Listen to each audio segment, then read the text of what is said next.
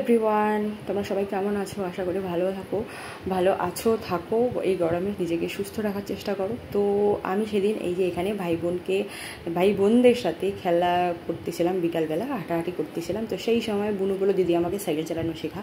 তো সাইকেল চালানো শেখাইতে আমিও একটু সাইকেল চালাই নিলাম, একটু ওয়ার্কআউটও হয়ে গেল।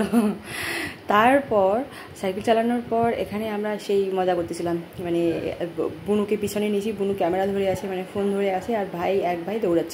এরকম করতে করতে বুনুকে সাইকেল চালানো শিখালাম।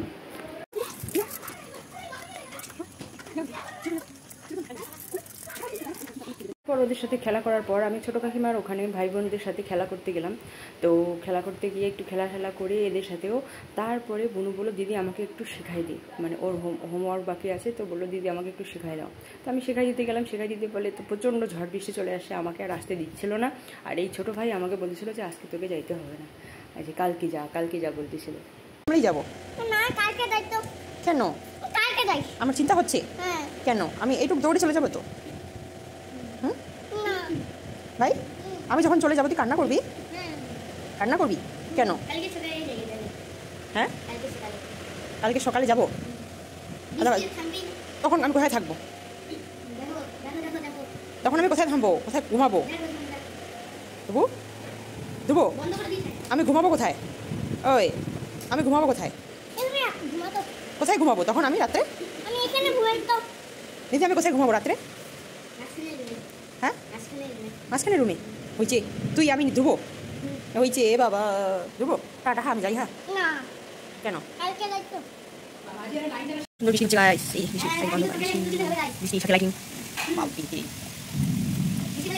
আরে যে তুই বই পড়তেছিস, কারেন্টহীন দুই প্রাণী। ধুবু শুনো তুই কি পড়তেছিস? হ্যাঁ বি ভাই শুনো, এটা লিখে দেখা তো। এ লিখে দেখা।